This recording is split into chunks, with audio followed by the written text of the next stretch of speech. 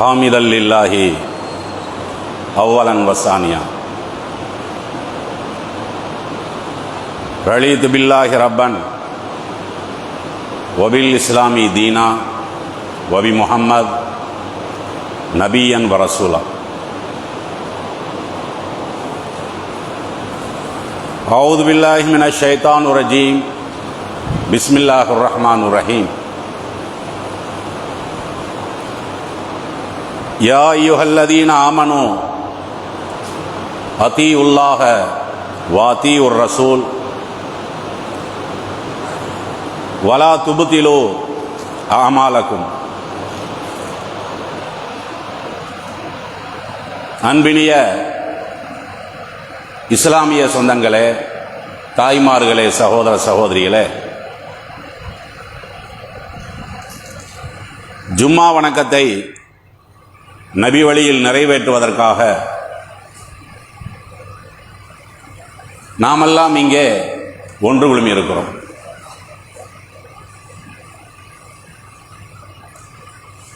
ஏக இறைவனால் படைக்கப்பட்டிருக்கக்கூடிய மனித சமுதாயத்தினர்களுக்கு ஏக இறைவன் இரண்டு விதமான வாழ்க்கையை வழங்கி இருக்கிறார்.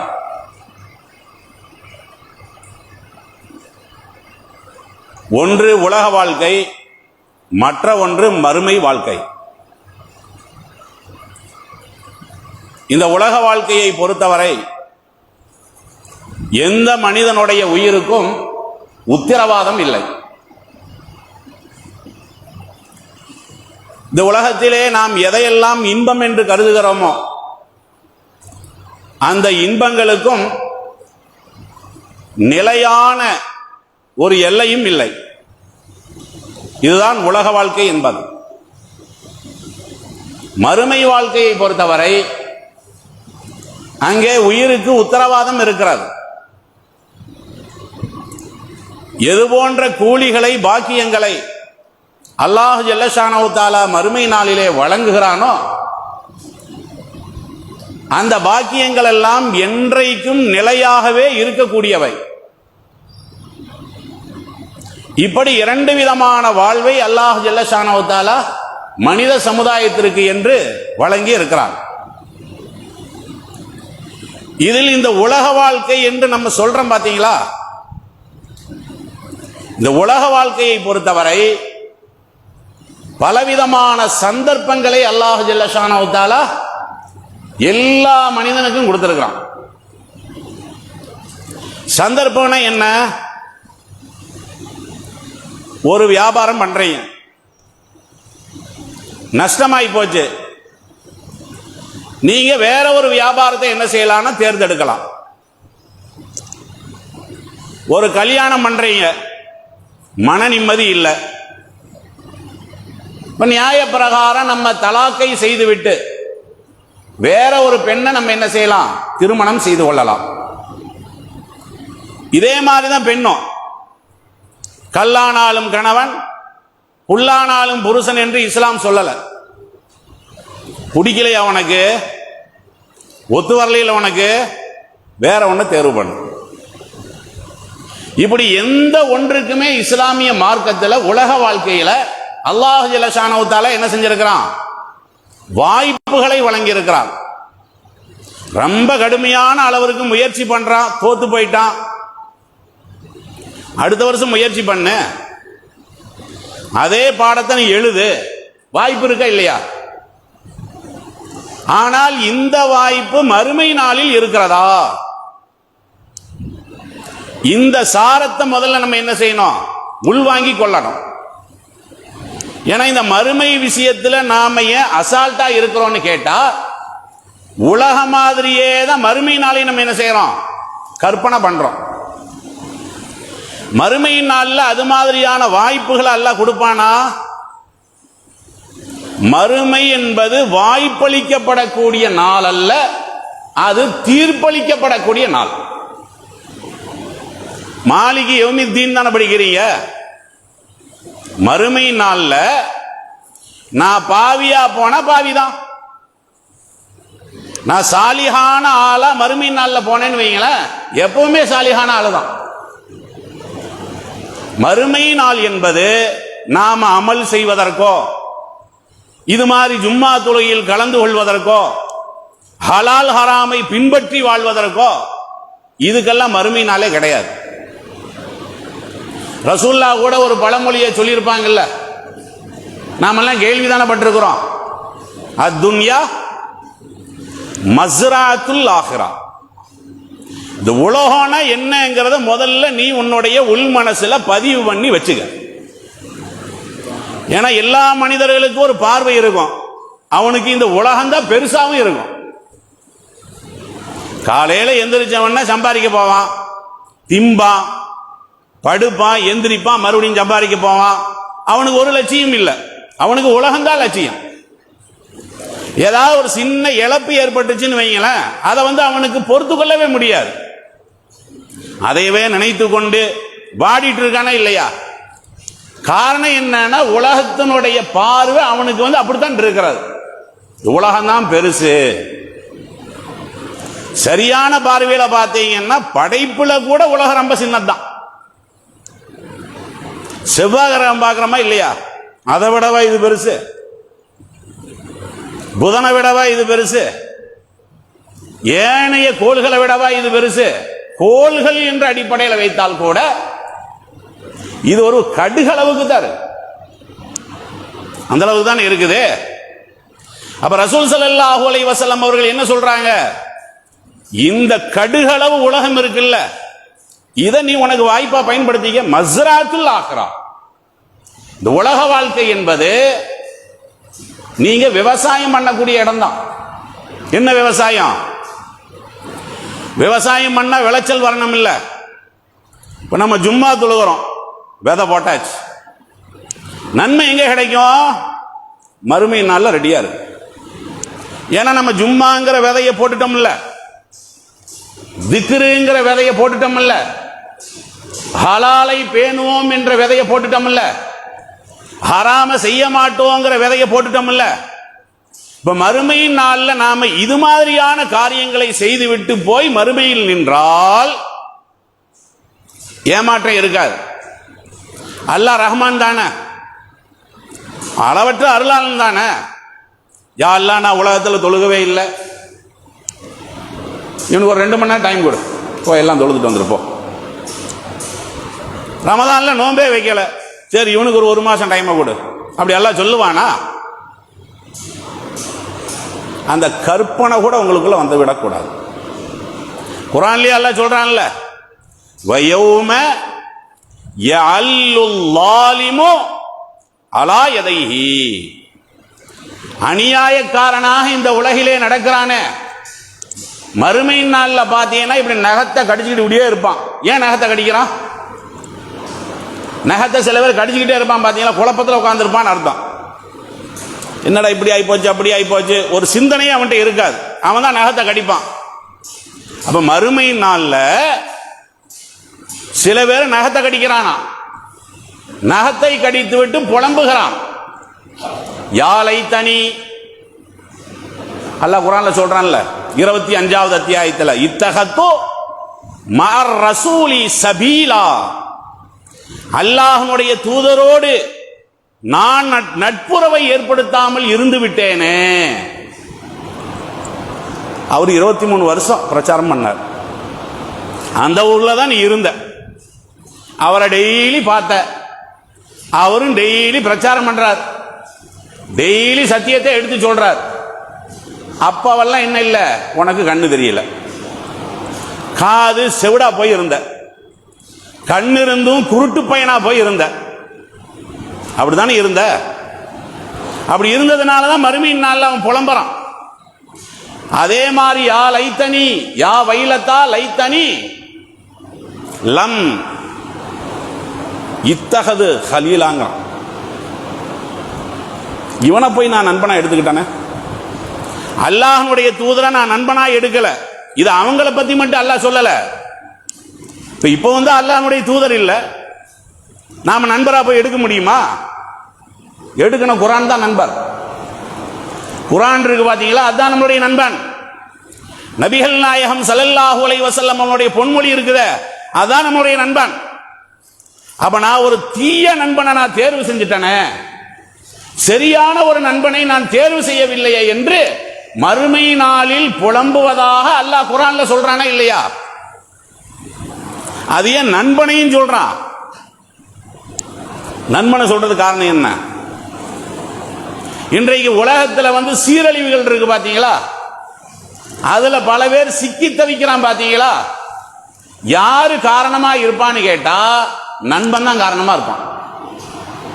எந்த பெற்றோராவது நீ போய் தண்ணி அடி அப்படி சொல்லி கொடுப்பாங்களா? சொல்லி கொடுக்க மாட்டாங்க. அல்லது எந்த ஒரு பள்ளிக்கூடத்திலேயாவது நீ போய் கஞ்சாவை அடி சொல்லி கொடுப்பானா? பெற்றோரும் சொல்லி கொடுக்க மாட்டான். அதே மாதிரி கல்லூரிகளையும் சொல்லி கொடுக்க மாட்டாங்க. இவனுக்கு இந்த பழக்க வழக்கமெல்லாம் எதிலிருந்து வந்திருக்கும்னு கேட்டா அவனுடைய நண்பன் இருந்தா வந்திருக்கும். நண்பன் இருக்கான் பாத்தீங்களா? நட்புறவை என்ன செய்யாதீங்கன்னா கலங்கப்படுத்தாதீங்க. உனக்கு தண்ணி அடிக்கிறதுக்கு ஆள் இல்லை, நண்பங்கிறான், ஃப்ரெண்டு ஃப்ரெண்டுன்னு சொல்றீங்களா இல்லையா? நீ உயிரை கொடுக்க வேணாம், உபதேசத்தை கொடுத்தா போதும். உயிர் நண்பன் உயிர் நண்பங்கிறோம்ல, உயிரை நீ யாருக்கும் கொடுக்க வேணாம், அது சும்மா சொல்ற, உபதேசத்தை கொடு. ரசூல் ஸல்லல்லாஹு அலைஹி வஸல்லம் அவர்கள் அதனால தானே சொன்னாங்க, இதற்கு உவமையாவே சொன்னாங்கல்ல. நல்ல நண்பனுக்கும் கெட்ட நண்பனுக்கு என்ன உதாரணம்? நல்ல நண்பனுக்கு உதாரணம் அத்தர் வியாபாரி மாதிரி, கெட்ட நண்பனுக்கு உதாரணம் கொல்ல மாதிரி. ஏன் சொல்றாங்க இந்த ரெண்ட? ஒரு அத்தர் வியாபாரி, அவரை நான் பார்க்க போறேன், கடைக்கு போனா நல்ல மனமா இருக்கும், மனம் அடிக்குது இல்ல, அவர் என்னுடைய நெருக்கத்தை வைத்து சென்டையும் தூக்கி கொடுத்துருவார். அவர் சென்ட்டை அத்தரை கொடுக்கவும் செய்வாரு. அவர் கொடுக்காம இருந்தா கூட மனத்தை போட்டு மூடி வைக்க முடியுமா? அவருக்கு மனம் எடுக்கத்தான் செய்யும். ஏன்? நீ போன இடம் அப்படி. நீ எந்த இடத்துக்கு போன? அத்தர் வியாபாரிட்டு தானே போன. ஒரு கொல்லங்கடைக்கு போற, பட்டறைன்னு சொல்றாங்கல்ல, நெருப்படிக்கிற பட்டறை, மனமா இருக்காங்க, கரிஞ்ச நாத்தம் தான் எடுக்கும். அப்ப அவன் அடிக்கக்கூடிய நேரத்தில் நீ பக்கத்தில் உட்கார்ந்தேன்னா நெருப்பு உன் மேல தெரியும். அவன் பாதுகாப்புக்கு என்ன செஞ்சிருப்பான்? கண்ணாடியை வச்சிருப்பான், உன் மேல நெருப்படும் இல்ல. இதுதான் தீய நண்பனுக்குள்ள உதாரணம் என்று ரசூல் ஸல்லல்லாஹு அலைஹி வஸல்லம் அவர்கள் சொன்னாங்களே இல்லையா? அப்ப இந்த நண்பர்களால தான் பெரும்பாலானவர்கள் என்ன செய்யறாங்கன்னா மறுமையை மறந்து வாழ்கிறார்கள். அப்படி மறுமையை மறந்து வாழக்கூடியவன் தான் மறுமையின் நாள்ல இந்த அளவுக்கு என்ன செய்யறான்? அல்லாஹ்விடத்துல புலம்புறான். புலம்புறானா இல்லையா? லா ஈஸ இல்லா ஈஸல் ஆஹிரா, மறுமைக்காக வேண்டி வாழக்கூடிய வாழ்வை தவிர வேற எந்த ஒரு வாழ்க்கையும் இல்லை. ஒரு முஸ்லிமை பொறுத்தவரை அவன் உலகத்துல தான் வாழ்றான். ஆனா எதுக்கு வாழ்றான்னு கேட்டா மறுமேன்னு ஒரு நாள் இருக்க இல்லையா? அழுத்தமா பதியனங்க, மறுமை மறுமை இப்படி மட்டும் இல்ல, மறுமைனா என்ன? உண்மையிலேயே மறுமைன்னு ஒண்ணு இருக்குதா? உங்களை நீங்களே கேள்வி கேளுங்களேன். அல்லாஹ் உங்களுக்கு பகுத்தறி கொடுத்திருக்கானே இல்லையா? உன்னுடைய சிந்தனையை நீ எப்போது தட்டி எழுப்புகிறாயோ அப்போதுதான் உன்னுடைய ஈமான் எழுச்சி வரும். நபிகள் நாயகத்தை பார்க்கல, நபிகள் நாயகத்தை நீ இறை தூதர்னு சொல்ற, எப்படி சொல்ற? எப்படி சொல்ற? ஈமான் உறுதியாகணும்னு சொன்னா உறுதியா நம்ம நம்பணுமா இல்லையா? அவர் யாரு? ஒரு ஆள் அப்படி இல்லாம கூட இருந்திருக்கலாமா இல்லையா? குர்ஆனை இறை வேதம் சொல்ற, இதே மாதிரிதான் எல்லாருமே சொல்றாங்க. எப்படி சொல்ற சொல்லு? இப்படி ஆய்வு கண்ணோட்டம் ஒண்ணு இருக்கு பாத்தீங்களா? அந்த மாதிரி குர்ஆன்னா என்ன, நபி மொழினா என்ன, இந்த சட்டை எதற்கு, அந்த சட்டை எதற்கு என்று ஆழமாக நாம உள்ளத்துல பதிவாக்கணும்னு வைங்களேன், ரொம்ப அழுத்தமா இருக்கும், சோர்வே ஏற்படாது. முன்னாடி கூட நான் சொல்லி காட்டினா என்னன்னு தெரியல, பலஸ்தீனுடைய விவகாரம் எல்லாம் நீங்க பாக்குறீங்கல்ல, எவ்வளவு மன உறுதி பாக்குறீங்களா மக்கள்கிட்ட? அவன் வீடுதான் இடிஞ்சு விழுந்திருக்குது, அவன் புள்ளதான் கரிஞ்சு கீழே கிடக்குது, அவனுடைய மனைவிக்கு தான் கல்லு கை காலெல்லாம் போய் கிடக்குது. புலம்பி இருக்கிறாங்களா? என்னைக்காவது புலம்பி இருக்கிறாங்களா? நாம புலம்புறமே. நேற்று வியாபாரமே இல்லைம்பா, முந்தானேத்து இருந்துச்சா இல்லையா? அத்தனை நாள் வியாபாரம் இருந்துச்சு, ஒரு நாள் இவனுக்கு இல்லை, புலம்புறான். அவங்களோட ஒப்பிட்டு பாருங்களேன், அவர்களுடைய ஈமான் எப்படி இருக்குன்னு பாத்தீங்களா? உலகமே அஞ்சுதுங்க. என்னடா இது இவ்வளவு இழப்பு ஏற்பட்டு, சரி நாங்கெல்லாம் வெளிநாடு போயிடுறோம் அப்படின்னு யாராவது போனார்களா? சின்ன பையன்ல இருந்து சின்ன பையன் இருக்கான் பாத்தீங்களா, அவன்கிட்ட இந்த மன உறுதி இருப்பது பாத்தீங்களா? காரணம் என்ன? அவனுக்கு ஈமான்னா என்னன்னு தெரியும், இந்த உலக வாழ்க்கைன்னா என்னன்னு தெரியும்.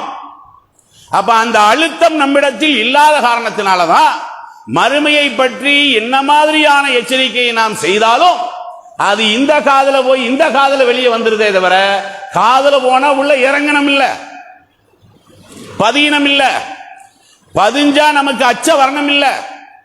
அல்லாஹ்வே குர்ஆன்ல சொல்றான்ல, இன்னமல் முஃமினூன் இதா ذுகிரல்லாஹ் வஜிலத் குலூபுஹும். அல்லாஹ் என்று சொல்லப்பட்டால் ஈமானுடைய இதயங்கள் இருக்கிறதே நடுங்குங்கிறான். நடுங்கலைய நடுங்கவா செய்து? எத்தனை ஜும்மாவில் நம்ம அல்லாஹ் கேட்டிருக்கிறோம்? அல்லாஹ் அல்லான்னு சொல்லித்தானே அல்லாஹ் எப்படி சொல்றான், அல்லாஹ் எப்படி செய்யறான், அல்லாஹ் இந்த கண்டிக்கிறான், இப்படி எல்லாம் தானே சொல்றான். நம்மளுக்கு அந்த ஏன் அந்த ஈடுபாடு வரல? அப்ப இதெல்லாம் நம்ம எதுக்காக வேண்டி சொல்ல வரோம்னு கேட்டா, மறுமை நாளை பொறுத்தவரை மறுமை நாளில் வாய்ப்பே இருக்காது. நாம இந்த உலகத்துல என்ன செய்யறோமோ அதற்கான கூலி தான் கிடைக்கும். அப்ப அந்த கூலியை நம்ம பாதுகாப்பா கொண்டு போனோமா இல்லையா? சம்பளம் வாங்குறோம், சேமிச்சு வைக்கணுமா இல்லையா? பாதுகாத்து வைக்கணுமா இல்லையா? சம்பளத்தை வாங்கிட்டு வர்ற வழியிலேயே காணா போனா இழப்பு தானே அது. அதே மாதிரிதான் நாம மறுமையில நம்ம பல நபர்கள் என்ன செய்யறாங்கன்னா பல நன்மைகளை செய்யறாங்க. ஆனால் அந்த நன்மையை பாதுகாக்கணுமே இல்லையா? மறுமை நாள்ல அது முடிவு கொண்டு போய் சேர்க்கணுமா இல்லையா? அப்படி நம்ம சேர்க்கிறது கிடையாது. அதனாலதான் அல்லாஹ் கூட குர்ஆன்ல சொல்றான், யா அய்யுஹல்லதீன ஆமனு, ஈமான் கொண்டவர்களே, அத்தீஉல்லாஹ், அல்லாஹ்வுக்கு கட்டுப்படுங்கள், வா அத்தீஉர் ரசூல், அல்லாஹ்வுடைய தூதருக்கு கட்டுப்படுங்கள், வலா துபிதுலு அமாலகும், உங்களுடைய அமலை நாசமாக்கிறாதே. அமலை நாசமாக்குறதுன்னா என்னது? மைக்க நாசமாக்குறது எப்படின்னு எனக்கு தெரியும் இல்ல, மொபைல் எப்படி நாசமாக்குறது? அல்லாஹ் அமலை நாசமாக்காதேங்கிறான். அப்ப நம்ம அந்த விஷயத்துல கவனமா இருக்கணுமா இல்லையா? ஏன்னா சுவனத்துக்கு போறதுக்கு அல்லாஹ் ரூட்டை போட்டு கொடுத்திருக்கிறான். அந்த ரூட்ல நம்ம போய் கொண்டிருக்கக்கூடிய நேரத்தில் பலவிதமான தடை கற்கள் அந்த இடத்துல வரும். அந்த தடை கற்களை எல்லாம் நீக்கி விட்டுட்டு நம்ம போனோம். அங்க போய் நீக்க முடியாது, இங்கேயே நம்ம நீக்கணும். இன்றைக்கு அது மாதிரியான சிந்தனை நம்மளிடத்திலே இருக்கிறதா? சுவனம் செல்வதற்குரிய தடை கற்களாக இஸ்லாமிய மார்க்கம் என்னவெல்லாம் சொல்கிறது என்ற சிந்தனை நம்மள்ட்ட இருக்கிறதா? குர்ஆன்ல அப்படி அல்லாஹ் என்ன சொல்றான்? இறைவனுக்காக வேண்டி செய்யக்கூடிய அமல்கள் இருக்கு பாத்தீங்களா, அதுல எந்த ஒரு அமலையும் யாருடைய திருப்திக்காகவும் செய்யக்கூடாது. நான் தொழுகிறேன், அல்லாஹ்வுக்காக வேண்டிதான் நான் தொழுகிறேன். நோன்பு வைக்கிறேன், அல்லாஹ்வுக்காக வேண்டிதான் நான் நோன்பு வைக்கிறேன். இதுல புகழுக்கோ பிறர்கள் பாராட்ட வேண்டும் என்பதற்காக வேண்டியோ பெயர் எடுக்க வேண்டும் என்பதற்காக வேண்டியோ இதான் அந்த அமல்ல கொண்டு போய் விஷத்தை திணிக்கிறதுன்னு அர்த்தம். இன்னைக்கு இருக்கா இல்லையா? நம்மள்கிட்ட நல்லறங்கள் அதிகமாக இருக்கிறது, நல்லறத்தை தான் நீ நாசமாக்குறைய. பள்ளிவாசலுக்கு ஒரு டியூப் லைட், அதுல பாத்தீங்கன்னா அன்பளிப்புன்னு போட்டிருக்கும். மாட்டினது பள்ளிவாசல்ல அன்பளிப்பு அப்படின்னு போட்டு ஒரு ஜவுளி கடை பேர் இருக்கு. ஃபேன் வாங்கி கொடுத்தது அன்பளிப்பு. நீ யாருக்கு நீ அன்பளிப்பு பண்ற? நீ அல்லாஹ்வுக்கு பண்ணேன்னா அல்லாஹ்வுக்கு அது தெரியும். அது நீ போர்டு மாட்டித்தான் செய்யணுங்கிறதெல்லாம் கிடையாது. அல்லாஹ்வுக்கு தெரியுமா இல்லையா? இன்றைக்கு இது இருக்கா இல்லையா? சர்வசாதாரணமா இருக்கா இல்லையா? ஏதாவது ஒரு உதவியை செய்யறது நம்மெல்லாம் பல பேருக்கு கொடுத்துட்டு தானுங்க இருக்கிறோம். யாருக்குமே தெரியாம கொடுத்துட்டு தான் இருக்கிறோம். அப்ப நீ யார்கிட்ட சொல்லிட்டு இருக்க? இப்போ யாருக்குமே தெரியாம கொடுத்துட்டு இருக்காராம் இப்படி சொல்றது. நம்ம நிறைய பேருக்கு கொடுத்துட்டு தான் இருக்கிறோம், ஆனா வெளியே சொல்றது இல்லை. இப்ப நீ என்ன சொன்னப்போ? இப்ப நீ சொன்னேல என்ன சொன்னேங்கிறேன்.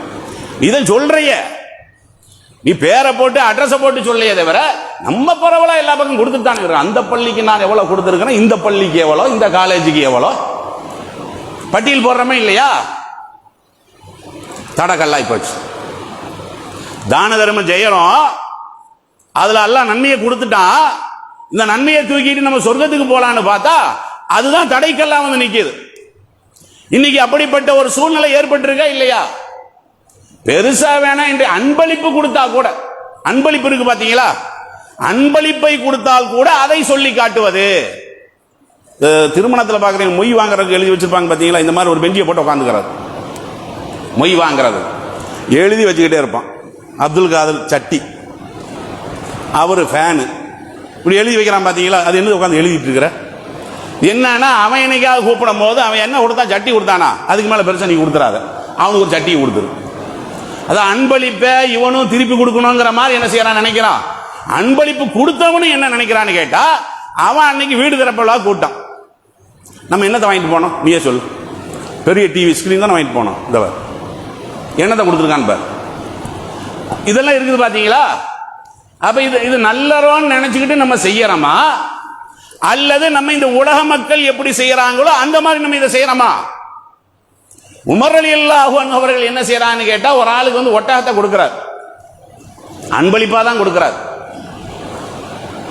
ஒட்டகம்னா என்ன, இந்த பொருள் மாதிரி இல்லையில, ஒட்டகம்னு சொன்னா அதுக்கு தீனி போடணும், அதை பாதுகாக்கணும் இல்ல. அப்ப இவர் அன்பளிப்பு கொடுக்கிறாரு. அந்த அன்பளிப்பு பெற்றவர் என்ன செய்யறாருன்னு கேட்டா, ஒட்டகத்துக்கு சரியான முறையில் தீனி கொடுக்கறது இல்லை. அது பார்த்தாவே என்ன, அந்த சதையெல்லாம் இறங்கி போய் ரொம்ப வாடி போய் இருக்கிறார். அப்ப இவர் வந்து அந்த ஒட்டகத்தை அடிக்கடி பார்க்கிறார். இவர் என்ன செய்யறாரு, அவர்கிட்டயே போய் நான் உனக்கு இத்தனை ரூபா தர்றேன், அந்த ஒட்டகத்தை கொடுன்னு சொல்லி வாங்கிடுறாரு. அது எந்த அளவுக்கு தன்மைன்னு பாருங்க. இந்த மாதிரியான ஒரு தன்மையெல்லாம் உலகத்தில் நீங்க பார்க்கவே முடியாது. இவர் தான் அன்பளிப்பா கொடுத்துருக்கிறாரு, நான் கொடுத்தது கூட அப்படின்னு சொல்லி கூட வாங்கியிருக்கலாம். அப்படியெல்லாம் அவர் வாங்கல. அந்த ஒட்டகத்தை வந்து நீ எனக்கு விலைக்கு கொடுத்துருங்கிறார். ஏன்னா அவர் கண்காணிக்கல, அவர் கரெக்டா அவர் பார்க்கல அப்படிங்கறத இவர் உணர்ந்த காரணத்தினால காசை கொடுத்து அந்த ஒட்டகத்தை என்ன செய்யறாருன்னா திருப்பி கேட்கிறார், திருப்பி வாங்கவும் செய்யறார். இத ரசூல் ஸல்லல்லாஹு அலைஹி வஸல்லம் அவர்கள் கேள்விப்படும் போது அவங்க என்ன சொன்னாங்க, நான் இருக்குல்ல அன்பளிப்பை நீ கொடுத்தீங்கன்னா அதோட மறந்துறேன், அவ்வளவுதான், நான் இப்படி கொடுத்தேன் அப்படி கொடுத்தேன் அப்படின்னு சொல்லவே கூடாது. அப்படி சொன்னால் எப்படி வந்து நாயினுடைய தன்மை என்னன்னா, வாந்தி எடுத்ததை மறுபடியும் சாப்பிடும் பாத்தீங்களா, அந்த மாதிரி அன்பளிப்பை கொடுத்து விட்டு நீங்க மறுபடியும் அதை வாங்கினீங்கன்னு சொன்னா, நீ காசு கொடுத்தா வாங்கின, ஆனா எந்த எண்ணம் ஒண்ணு அப்படி வாங்க வைக்குது, அந்த உள்ளத்தினுடைய ஓரத்தில் இருக்குது நம்ம கொடுத்த ஒட்டகம். அதனால தானே, இல்லாட்டி அந்த ஒட்டகம் மாதிரி வேற நிறைய ஒட்டகம் இருக்குதானே செய்யும், அதுக்கு எல்லாமா போய் காசு கொடுத்து வாங்கிட்டு இருந்தார், அப்படி இல்லையில. அப்ப இவருடைய ஓரத்தில் அவர் அறியாமையே ஒட்டி இருக்குது. என்ன ஒட்டி இருக்குது, இது நாம கொடுத்த அன்பளிப்பாச்சே. அப்ப அன்பளிப்புங்கிற வார்த்தை ஒட்டி இருக்கா இல்லையா? அந்த நேரத்தில் தான் ரசூல் ஸல்லல்லாஹு அலைஹி வஸல்லம் அவர்கள் என்ன சொல்றாங்க, மஸலுல் சதகா இருக்குல்ல, சதகாவா இருந்தாலும் சரி, அதே மாதிரி ஜகாத்தாக இருந்தாலும் சரி, இந்த எந்த ஒன்றையுமே என்ன செய்யக்கூடாது, திருப்பி வாங்கக்கூடாதுன்னு ரசூல் ஸல்லல்லாஹு அலைஹி வஸல்லம் அவர்கள் சொன்னதற்கான அடிப்படையான காரணம் என்ன, மறுமை நாளில் இது மாதிரியான நல்லறங்களை நாம் செய்துவிட்டு அது அடுத்தவர்களுக்காக வேண்டி நாம் அந்த காரியத்தை பகிரங்கப்படுத்தினால், பகிரங்கப்படுத்துறது எந்த வகையில வேண்டுமானாலும் இருக்கலாம், மறுமையில வெற்றி அடைய முடியாது என்று பெருமானார் ஸல்லல்லாஹு அலைஹி வஸல்லம் அவர்கள் இதை நம்மவர்களுக்கு சொல்லி காட்டினாங்களே இல்லையா? அப்ப மறுமையினுடைய எண்ணத்தில் செயல்படக்கூடிய நாம நம்முடைய இபாதத்தை எவ்வளவு சுத்தமா வைக்கணும். பெருமானார் ஸல்லல்லாஹு அலைஹி வஸல்லம் அவர்கள் எந்த அளவுக்கு சொல்றாங்க, அத ஹிஜ்ரத் போனாங்கல்ல சஹாபாக்கள், அந்த ஹிஜ்ரத்துல யாருக்காவது தப்பான எண்ணம் இருக்குமா? சஹாபாக்கள் தானே போனாங்க, இருக்கிற வீட்டை விட்டுட்டு சொத்துக்களை எல்லாம் விட்டுட்டு போனாங்க. போறதுக்கு முன்னாடி ரசூலுல்லாஹ் எல்லாத்தையுமே உட்கார வைக்கிறாங்க. உட்கார வச்சு அவங்களுக்கு ஒரு உபதேசம் பண்றாங்க. என்ன உபதேசம்? இன்னமல் ஆமாலு பின்னியாத், அல்லாஹ் வந்து செயலுக்கு எப்ப கூலி தருவான்னு கேட்டா, உங்களுடைய எண்ணத்துல என்ன இருக்குதோ அதன் அடிப்படையில் தான் கூலி வரும். வமன் கானது ஹிஜ்ரத்துஹு இலல்லாஹி வ ரசூலிஹி, யாருடைய ஹிஜ்ரத் பயணம் அல்லாஹ்வின் பக்கமும் அல்லாஹ்வுடைய தூதரின் பக்கமும் அமைகிறதோ, ஹிஜ்ரத்துஹு இலா ரசூலிஹி, அவனுடைய ஹிஜ்ரத் அல்லாஹ்வுடைய தூதர் பக்கமே அமைந்திருக்கும். யாராவது இந்த மக்காவில் இருந்து கொண்டு நம்மளுக்கு இங்க பொழைக்க முடியல, நம்மளுக்கு இங்க உழைக்க முடியல என்பதற்காக வேண்டி ஒரு நோக்கம் இருக்கும் இல்ல, மக்காவில் அடிக்கிறான் உதைக்கிறான், மதீனாவுக்கு போனா நம்ம வியாபாரம் பண்ணலாம், அப்படிங்கிறதுக்காக வேண்டி இலா துன்யா, உலகம்தான் உங்களுடைய நோக்கம் என்று இருந்தால் அந்த உலகத்தை நீங்கள் அடைந்து விடுவீர்கள். அல்லது இம்ராத்தின், பெண் தான் உங்களுடைய நோக்கம் என்று இருந்தால் அந்த பெண்ணை நீங்கள் அடைவீர்கள். அல்லாஹ்வுடைய திருப்தி உங்களுக்கு கிடைக்குமா? எப்படி பக்குவப்படுத்துறாங்க? சஹாபாக்களுடைய இந்த தியாக பயணத்தை நம்ம கொச்சப்படுத்த முடியுமா? நம்மளுக்கு அதெல்லாம் என்னன்னு தெரியாதுங்க. வெளியூர் டூர் தான் போவோம், ஒரு வாரம் ஊரை விட்டு இருக்க முடியல, வீட்டை விட்டு இருக்க முடியல. இத்தனைக்கும் திருப்பி தான் நம்ம வர போறோம். வீடு பாதுகாப்பா தான் இருக்குது, எல்லா சாவியும் நம்மள்ட்ட தானே இருக்கிறது. இருந்தாலும் வெளியூர் போனாலும் 4 நாள் கழிச்சோடைய நம்மளுடைய உள்ள அப்படி திரும்புதா இல்லையா? அப்ப இவர்கள் எதையெல்லாம் விட்டுட்டு போறாங்க? உறவுகளை விட்டுட்டு போனாங்க, சொத்துக்களை விட்டுட்டு போனாங்க, எல்லாத்தையுமே விட்டுட்டு போனாங்கல்ல. அப்ப அவர்களுடைய உள்ள எந்த அளவிற்கு பசுமையாக ஈமானில் சிறப்பாக இருந்திருக்கும். அவர்களை கூப்பிட்டு ரசூல் ஸல்லல்லாஹு அலைஹி வஸல்லம் அவர்கள் இந்த அளவுக்கு உபதேசம் பண்றாங்கன்னு சொன்னா, மறுமை நாளில் நாம் முழுமையாக வெற்றி அடைவதாக இருந்தால், மறுமை நாளில் அந்த வெற்றிக்குரிய தடைக்கல்லை அகற்றணும். எப்படி அகற்றணும்? இங்கிருந்து அகற்றணும். இறைவா, என்னுடைய உள்ளத்தை பிறர்களுடைய பார்வையில் இருந்து, பிறர்களுடைய புகழ்ச்சியில் இருந்து நீக்குவாயாக. இப்படி எல்லாம் பெருமானார் ஸல்லல்லாஹு அலைஹி வஸல்லம் அவர்கள் பிரார்த்தனை பண்ண சொல்லி இருக்கிறாங்களா இல்லையா? நாம என்னைக்கு பிரார்த்தனை பண்ணி இருக்கிறோம்? அதே மாதிரி அல்லாஹ்விடத்தில் நாம் எப்படி இருக்க வேண்டும் என்பதை படிக்கிறோம். உறவினர்கள்ட்ட எப்படி இருக்கணும், நண்பர்கள்ட்ட எப்படி இருக்கணும், நம்முடைய தாய் தந்தையர்கள்ட்ட எப்படி இருக்கணும். ரசூல் ஸல்லல்லாஹு அலைஹி வஸல்லம் அவர்கள் இந்த கடமையெல்லாம் சொன்னாங்களா இல்லையா? உறவிட்ட நம்ம கரெக்டா இருக்கிறோமா? கடனை வாங்கினா நம்ம கரெக்டா திருப்பி கொடுக்கிறோமா? முதல்ல அதை நீங்க பாருங்க. கடன் இருக்கு பாத்தீங்களா, சர்வசாதாரணமாக இருக்கிறது. கடனே இல்லாம தான் நான் இங்க உட்கார்ந்துருக்கேன்னு சொல்ல முடியுமா? எங்கேயாவது கடனை வச்சிருப்போம். ஒரு பெட்டி கடையில் ஒரு 200 ரூபாய் கடன் இருக்கும், ஒரு மல்லிகை கடையில் ஒரு 500 ரூபாய் கடன் இருக்கும், இருக்குமே இல்லையா? இந்த விஷயத்தில் முஸ்லிம்கள் ரொம்ப ரொம்ப எச்சரிக்கையோட இருக்கணும். ஏன்னா அந்த முஸ்லிம்களுடைய அந்த நப்ஸ் இருக்கு பாத்தீங்களா, நப்சுல் முஃமின் முஅல்லகத்து பித்தைன். ஒரு மூமினுடைய ஆன்மா மறுமை நாள்ல கடனோட சேர்த்து கட்டி வச்சிருப்பான். அல்ல கடனை வாங்கினா இல்லையா, அது திருப்பி கொடுத்தியா முதல்ல? அதனால தானே ஜனாசா வரக்கூடிய நேரத்தில் ரசூல் ஸல்லல்லாஹு அலைஹி வஸல்லம் அவர்கள் மக்கள்கிட்ட என்ன கேட்டாங்க? இவர்கிட்ட கடன் இருக்கான்னு கேட்டாங்களா இல்லையா? இவர் யாருக்காவது கடனை ஒப்படைக்கக்கூடிய நிலையில் இருக்கிறாரான்னு கேட்டாங்களா இல்லையா? இன்றைக்கு இது மாதிரியான அந்த கவனம் எல்லாம் நம்மள்கிட்ட இருக்குதா? தகப்பனார் மௌத்தா போயிட்டார், சொத்து வச்சிருக்கிறார். அவர் மௌத்தா போன உடனே அண்ணனுக்கு எவ்வளவு, தம்பிக்கு எவ்வளவு, நம்ம சிந்தனையே இதுதானே போகுது. நம்ம சிந்தனையே எப்படி போகுதுன்னு கேட்டா, மௌத்தா போற கண்டிஷன்ல இருந்தாவே இதை போட்டு கணக்கு போடுவோம். அண்ணன் பொண்டாட்டி ஒரு பக்கம் இருந்து அவருக்கு இதெல்லாம் இருக்குது, நீங்க இதெல்லாம் கேளுங்கன்னு அங்க ஆலோசனை சொல்றது, தம்பி பொண்டாட்டி இங்க இருந்து இவங்களுக்கு ஆலோசனை சொல்றது. அவங்களுக்கு செய்ய வேண்டிய கடமை என்ன? நீ நாய புதைக்கல, உன்னை பெத்தெடுத்தவனை தானே நீ புதைச்சிருக்கிற. யார நீ போய் அடக்கம் பண்ற? அண்ணன் அடக்கம் பண்ற, தம்பி அடக்கம் பண்ற, மனைவி அடக்கம் பண்ற. அப்ப அவர்கள் மறுமையின் நாள்ல இந்த கடன்னால சொர்க்கத்துக்குள்ள போக முடியாம ஆயிருத. வருத்த உணர்வு வேணுமா இல்லையா? நன்றி உணர்வுன்னு ஒண்ணு இருக்கா இல்லையாங்க? லாஸ்ட் கட்ட இதை தான் நம்ம பண்ணணும்.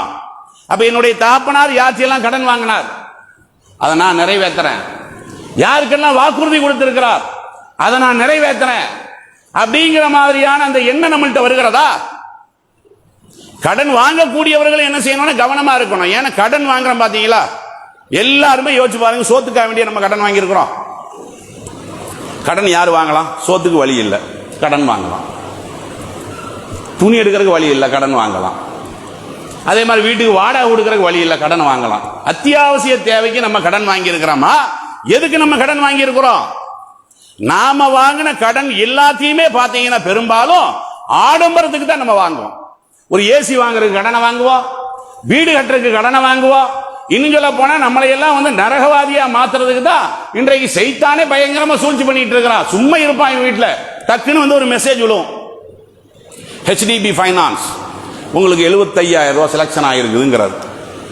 சும்மா 10 ரூபா கொடுப்பானாம, சும்மா 10 ரூபா கொடுப்பானாங்க. உங்களுக்கு 1 லட்சம் உடனடியாக நீங்க பேங்க் வர தேவையில்லை, உங்க ஆதார் கார்டு எல்லாத்தையும் கொடுத்துருங்க, நேரா உடனே 10 நிமிஷத்துல உடனே என்ன சொல்றாங்கல்ல. அந்த நேரம் நம்ம சிந்திக்கணுமே இல்லையா, இவன் யார் நம்ம கடன் கொடுக்கறது யார்? சும்மா கொடுப்பான? அவன் கொடுக்க மாட்டான்ல. அது போக இது முதல் நம்மளுக்கு தேவையா? எனக்கு சம்பளம் 15,000 ரூபா, இவன் 2 லட்சம் ரூபா தர்றேங்கிறான், அது எப்படி நான் திருப்பி கட்டுறது? யோசிக்கணுமே இல்லையா? யோசிக்கிறதெல்லாம் கிடையாது, உடனே கொடுத்தவொடனே போய் வாங்கிடுறதான், அவ்வளவுதான். அதுக்கப்புறம் உளைச்சல் நோய். அப்ப நபிகள் நாயகம் ஸல்லல்லாஹு அலைஹி வஸல்லம் அவர்கள் கடன் விஷயத்தில் எந்த அளவுக்கு அச்சமுடையவர்களாக இருந்தாங்க. அவர்களுடைய லாஸ்ட் உரையில கூட பெருமானார் ஸல்லல்லாஹு அலைஹி வஸல்லம் அவர்கள் இதையெல்லாம் கேட்டாங்களா இல்லையா? மக்களை எல்லாம் கூட்டி வைத்துக் கொண்டு மக்களேன்னு சொல்லி அழைத்து ரசூலுல்லாஹ் என்னவெல்லாம் கேட்டாங்க? உங்களுடைய உடம்புக்கு நான் தீங்கிழைத்திருந்தால், உங்களுடைய மனதுக்கு நான் தீங்கிழைத்திருந்தால், உங்களுடைய பொருளுக்கு நான் தீங்கிழைத்திருந்தால், இப்பவே எந்திரிச்சு கேட்டு, என்னால நீங்க தொல்லப்பட்டீங்க அப்படின்னு சொல்லி ஒரு ஆள் சொல்லுங்க. பல் எக்தஸ்ஸமின்னி, என்கிட்ட வந்து இப்பவே நீ பழி வாங்கிரு. நான் உன்னை அடிச்சனா, நபிகள் நாயகத்தினுடைய மேனி இருக்கிறது, நபிகள் நாயகம் ஸல்லல்லாஹு அலைஹி வஸல்லம் அவர்களுடைய மரியாதை இருக்கிறது, நான் உன்னுடைய மரியாதையை கொச்சப்படுத்தி இருந்தனா இப்ப நீ என்னுடைய மரியாதையை கொச்சப்படுத்தலாம். ஏன் இன்னைக்கு நீ இதுக்கு பழி வாங்கலைன்னா அல்லாஹ்வுக்கு மறுமையில என்ன நரகத்தில் போட்டுருவான்? அல்லாஹ்வுடைய விசாரணைங்கிறது வந்து என்ன சின்ன விசாரணையா? சொல்லு நீ என்ன பண்ணன்னு சொல்லு. வாயிலையா கேட்பான்? வாயிலையும் கேட்பான், கை பேசும், காலு பேசும், எல்லாமே பேசும், எல்லாமே ரிகார்டு தானே. அப்ப ரிகார்டு செய்யப்பட்ட அந்த ஒரு மறுமை நாள்ல அல்லாஹ்வுடைய சந்ததிக்கு முன்னாடி நம்ம போறோமே, 4 பேத்துக்கு நாம செஞ்சிருக்கக்கூடிய தில்லு முள்ளுகளை மறைக்கலாம், வானவர்கிட்ட மறைக்க முடியுமா? அவனுடைய வீட்டினுடைய செங்கல் உன் வீட்டில் கிடக்கா இல்லையா? நீ இன்னைக்கு வரக்கூடிய நேரத்தில் நீ குடிச்ச சர்பத்துக்கு காசு கொடுக்காம வந்தையா இல்லையா? இதெல்லாம் கேள்வி கேட்பானா இல்லையா? உலகத்தில் என்ன கேள்வி கேட்பானா, எப்படி சம்பாரிச்சேன்னு தான் கேட்பான். மறுமை நாளை பொறுத்த வரைக்கும் நீ எப்படி சம்பாரிச்சேங்கிறதுக்கும் கணக்கு காட்டு, எப்படி செலவழிச்சேங்கிறதுக்கும் காட்டு, ரெண்டையுமே காட்டு. உலகத்தில் வந்து நம்ம சம்பாதிக்கிறதுக்கு மட்டும் கணக்கு காட்டினா போதும். மறுமை நாளில் என்னது, செலவழிக்கிறதுக்கு நம்ம என்ன செஞ்சிருக்கணும்? இந்த வகையில் நான் இதை செலவு செய்தேன். பெருமானார் ஸல்லல்லாஹு அலைஹி வஸல்லம் அவர்கள் இந்த விஷயத்துல எல்லாம் ரொம்ப எச்சரிக்கையோட இருக்க சொன்னாங்களா இல்லையா? அதனால இந்த மனிதன் சம்பந்தப்பட்ட இன்னும் சொல்ல போனா ததரூன மனில் முஃப்லிஸ். முஃப்லிஸ் என்றால் யாரு தெரியுமா? ரசூலுல்லாஹ் கேட்டாங்க, முஃப்லிஸ்னா யாரு? நிறைய இருக்கும், அவன்கிட்ட பொருளாதாரம் எல்லாம் இருக்கும், ஆனா திடீர்னு இழந்துருவான். ஒரு சுனாமியில இழந்துருவான், ஒரு கலவரத்தில் இழந்துருவான். இவனுக்கு தான் அரபுல முஃப்லிஸ்னு சொல்லுவாங்க. இதைத்தான் ரசூலுல்லாஹ் கேட்கிறாங்க, முஃப்லிஸ்னா யாருன்னு கேட்கிறாங்க. சஹாபாக்கள் இதே விளக்கத்தை சொல்றாங்க. அப்ப பெருமானார் ஸல்லல்லாஹு அலைஹி வஸல்லம் அவர்கள் என்ன சொல்றாங்க? முஃப்லிஸ்னா இதெல்லாம் அர்த்தம். மறுமை நாள்ல 5 நேரம் தொழுதிருப்பான்ல, தொழுகையோட வந்து நிற்பான், நோம்பாளியாகவே வந்து நிற்பான். அவன் என்ன கற்பனையில் நிற்கிறான்? நம்மளை இப்ப வந்து சொர்க்கத்தில் விட்டுருவாங்க, அல்லாஹ் சொர்க்கத்தில் விடுவான். ஆனா உன்னால பாதிக்கப்பட்ட விட மாட்டானே, ஓடி வருவான்ல ஒருத்தன், இவன் என்ன திட்டான்னு ஒருத்தன் வருவான், தடைக்கல் ஏற்பட்டு போயிடும். இவன் என்னுடைய பொருளை அபகரிச்சான்னு ஒருத்தன் வருவான், தடைக்கல் ஏற்பட்டு போயிடும். அப்ப நாம சம்பாரிச்சு போயிருக்கோம் பாத்தீங்களா, அந்த நன்மை, அந்த நன்மையை தூக்கி அவனுக்கெல்லாம் கொடுத்துருவான். சம்பாதிக்கிறது நம்ம, மறுமையில எப்படி இழக்கிறோம், எப்படி தடையாகுது? நாம் சம்பாதித்த நன்மைகள் அவன்கிட்ட வந்து அல்லாஹ் என்ன செய்யறானா, புடுங்கி கொடுத்துறான். இப்படி அவனுடைய நன்மையெல்லாம் காலி ஆயிருதா? அதுக்கு மேலேயும் இவனால் பாதிக்கப்பட்ட மக்கள் வருவாங்க. அவனுக்கு எப்படி தீர்ப்பு கொடுக்கிறது? இவன்கிட்ட 100 நன்மை இருக்குது, பாதிக்கப்பட்டவன் வந்துட்டான், 100 நன்மை தூக்கி கொடுத்தாச்சு. அதுக்கப்புறம் ஒரு 20 பேர் வர்றான், எப்படி பறிச்சு கொடுக்கிறது? பணமா இருக்குது அந்த இடத்துல, அப்படி தூக்கி கொடுக்கறதுக்கு இல்ல இல்ல. அப்ப அல்லாஹ் என்ன பண்ணுவான்? சரி, அவன் என்ன பாவம் செஞ்சான்னு பாரு. அவன் விபச்சாரம் பண்ணான், அந்த பாவத்துக்கு இவன் தலையில வை. இவன் என்ன பாவம் பண்ணான்? இவன் திருண்ணான், இந்த பாவத்துக்கு அவன் தலையில வை. அதாவது கொண்டு போனதையும் இழக்கிறோம், நாம செய்யாத பாவத்தை எல்லாம் சுமக்கிறோம். மறுமையின் நாள்ல மொத்தமா நரகத்துக்கு போறோம். பாக்குறோமா இல்லையா? அப்ப இது மாதிரி இஸ்லாமிய மார்க்கம் மறுமை என்ற ஒரு தலைப்பை சொல்லுகிறது என்று சொன்னால், அந்த மறுமையில் எது போன்ற காரியங்கள், எது போன்ற செயல்பாடுகள் உங்களை நரகை கொண்டு போய் சேர்க்கும். பட்டியல் நிறைய இருக்கா இல்லையா? அவைகளை எல்லாம் குர்ஆன் ஹதீஸ் இருந்து படிச்சு புரியணும். நம்ம எல்லாருமே என்ன பண்றோம்னா எல்லாமே செவிவழி செய்தி தான். ஒன்லி காது மட்டும் ஓப்பன். ஒரு நாள் குர்ஆனை பார்க்கறது இல்லை, ஒரு நாள் ஹதீஸை பார்க்கறது இல்லை. இதுக்கெல்லாம் எல்லாம் கேள்வி கேட்பானா மாட்டானா? மறுமை நாள்ல எல்லாம் நம்முடைய மொழியில் இருக்கிறது. அதனால டெய்லி திருமறை குர்ஆனுடைய ஒரு 2 வசனம், நபி மொழியில் இருக்கக்கூடிய ஒரே ஒரு நபி மொழி புகாரி இருக்குதா, ஒரு நாளைக்கு ஒரே ஒரு நபி மொழி மட்டும் படி. எதெல்லாம் நம்மிடத்தில் மறுமையினுடைய வெற்றியை தடுக்கும் என்று நாம் படிப்பதே சொல்லும். அது மாதிரியான நன்மக்களாக மாற முயற்சிப்போமாக என்று கூறி முதல் உரையை நிறைவு செய்வோம்.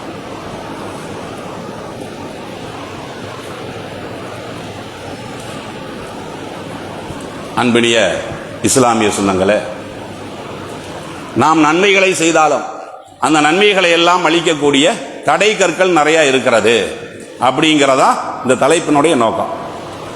அதுல ஒரு தடைகள்ல ரசூல் ஸல்லல்லாஹு அலைஹி வஸல்லம் அவங்க சொல்றாங்க, மன் ஷரிபல் ஹம்ர, மதுபானத்தை யார் அருந்துகிறானோ, லம் துக்பல் லஹு ஸலாத்த 40 யௌமா, 40 நாள் அவனுடைய தொழுகை ஏற்கப்படாது.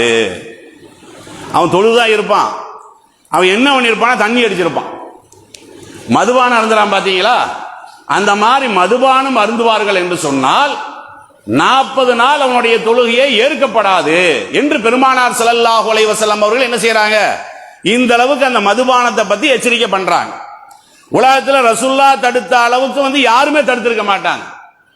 அதான் மதுபானத்தை தயாரிக்கிறவன், மதுபானத்தை புளியறவன், மதுபானத்துக்கு லேபிள ஒட்டுறவன், மதுபானத்தை லோடு அனுப்புறவன், மதுபானத்தை சுமக்கிறவன், மதுபானத்துக்கு எல்லா வகையிலும் ஒத்துழைப்பா இருக்கிறவன் எல்லாம் மறுமை நாள்ல குற்றவாளியின் ரசூல் ஸல்லல்லாஹு அலைஹி வஸல்லம் அவர்கள் சொன்னார்களா இல்லையா? இன்றைக்கு முஸ்லிம்களிலும் கூட இது மாதிரியான நபர்கள் இருக்கிறார்கள், நாம் மறுக்கவில்லை. ஏனைய சமூகத்தோட ஒப்பிடும்போது கம்மிதானே தவிர முஸ்லிம் சமுதாயத்தில் அப்படி யாரும் குடிக்கலையா? குடியாரர்கள் இருக்காங்களா இல்லையா? இது இருந்தெல்லாம் நம்ம விலகணும். ஏன்னா இதெல்லாம் அமல்களை பாதிக்கக்கூடிய செயல் என்று பெருமானார் ஸல்லல்லாஹு அலைஹி வஸல்லம் அவர்கள் சொல்றாங்க. அது அமல்களை பாதிக்கிறது மட்டும் இல்ல. இன்னைக்கு உள்ள செய்தி பாக்குறீங்களா இல்லையா? நேற்று உள்ள செய்தி, கள்ளக்குறிச்சி கள்ளச்சாராயம் குடிச்சு பல பேர் பலி. கள்ள சாராயம் குடிச்சு என்ன செஞ்சாச்சு, பல பேர் பலியாயிட்டாங்களா? நல்ல சாராயம் ஒன்று இருக்குது, கள்ள சாராயம் ஒன்று இருக்குது. நல்ல சாராயம்னா அது ஹலால், கள்ள சாராயம்னா ஹராம். இப்படி ஒரு பேர் வச்சிருக்குது பாருங்க, கள்ள சாராயம் நல்ல சாராயம். அப்ப நம்மளுக்கே சில பேர் என்னடா இது கள்ள சாராயம் தானா, நீ ஏன் நல்ல சாராயம் குடிங்கிறது? என்ன கள்ள சாராயம் நல்ல சாராயத்துக்கு என்ன வித்தியாசம்? அரசாங்கம் வித்தா நல்ல சாராயம், அரசாங்கம் அனுமதி இல்லாம வித்தா கள்ள சாராயம், அவ்வளவுதான் விஷயம். அதே மாதிரி எல்லாத்துக்கும் ஒரு அளவுகோல் இருக்குது. போதைக்குன்னு ஒரு அளவுகோல் வச்சிருக்கிறான்ல, அனுமதியோட தானே வருது. அப்ப இந்த அளவுக்கு அவனுக்கு போதை ஏறலாம், அதுக்கு மேல ஏறக்கூடாது அப்படின்னு சொல்லி அதுக்கு ஒரு பாயிண்ட வச்சிருக்கான். இந்த பாயிண்ட்டுக்கு மேல இதுல போதை ஏறாதுன்னு சொல்லி கொடுக்கிறது அரசாங்கம் கொடுக்கிறது, அது நல்ல சாராயம். இங்க என்ன, இந்த போதையெல்லாம் பத்தாது. ஏன்னா இன்னைக்கு போதை தான் உலகம் ஃபுல்லா இருக்குதே. சும்மா இப்படியே குடிச்சிட்டு இருந்தா என்ன ஆகுது, இதுல ஏத்து நரம்புல ஏத்துமா, ஒரு நாள் நரம்புல ஏத்துவான், அதுவும் சரியாகல. இல்ல நீங்க உடலை திறந்து உள்ள ஏத்துங்கம்மா. இந்த போதை இருக்குது பாத்தீங்கன்னா என்னைக்கு குறையவே செய்யாது, கூடிட்டே தான் இருக்கும். போதையினுடைய தன்மையை பொறுத்த வரைக்கும் என்றைக்கு அது என்ன செய்யணும், கூடிக்கிட்டே தான் இருக்கும். பாக்குறமே இல்லையா? இப்ப சமீபத்தில் திருப்பூர்ல கூட என்ன பாத்தீங்க, டப்பா இருக்கு பாத்தீங்கன்னா, டப்பா அதுல அது 2 பேர், ஒருத்தன் இப்ராஹிம்னு ஒருத்தன், இன்னொருத்தன் வடிவேலுன்னு ஒருத்தன். இவங்க 2 பேர் என்ன பண்றாங்க, இந்த டப்பாவில் பாச்சாம்பள்ளி மதுபானம் எல்லாத்தையும் ஊத்தி வச்சு ஒரு வாரமா உள்ள ஊத்தி வச்சிருக்கிறானு, மண்ணை போட்டு மூடி அதை எடுத்து குடிக்கிறது. நல்ல வேலைங்க, தேன்ல தயாரிக்கப்படுறது இல்ல. அது போதைங்கிறது இந்த மாதிரி எல்லாம் தான் இருக்கும். நம்மள சொல்லியா கொடுப்போம், இந்த பொருளை தயாரிச்சது இந்த பொருளை தயாரிச்சதுன்னு. அவனுக்கு ஏதாவது வித்தியாசமா வேணும். ஏன்னா மனிதன் அப்படி மாறிட்டான்ல.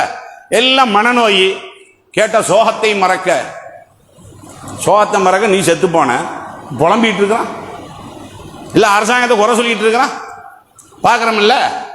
அப்ப இதெல்லாம் திருப்பூர்ல நடைபெற்ற சம்பவங்கள்.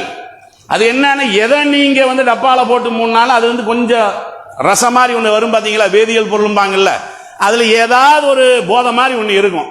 இப்படியெல்லாம் பழக்கப்பட்ட காரணத்தினால இவன் பேர் கண்ணு குட்டியான். யாரு இந்த கள்ளச்சாராயத்தை இப்ப பிடிச்சிருக்காங்க பாத்தீங்களா, அவன் பேர் கண்ணு குட்டியான். செய்யற வேலை அத்தனை பன்னிக்குட்டி வேலையா இருக்கு, கண்ணு குட்டியாது. அப்ப கண்ணுக்குட்டி என்ன பண்ணிருக்கிறான்னா, இந்த போதை பத்தாதுன்னு சொல்லி இவன் தான் வந்து அந்த போதையை கொஞ்சம் கூட போட்டு அப்படி கொடுத்துதான் என்ன இருக்குது, இத்தனை பேர் இன்றைக்கு செத்து இருக்கிறாங்க. இப்போ இது அரசாங்கம் எப்படி தடுக்கும் அப்படி தடுக்குமா, இதெல்லாம் நம்மளுக்கு தேவையே இல்லை. விளங்குதுங்களா? இது அரசியலுக்காக வேண்டிதான் நடக்குதுங்கிறது நம்ம எல்லாத்துக்குமே தெரியும்.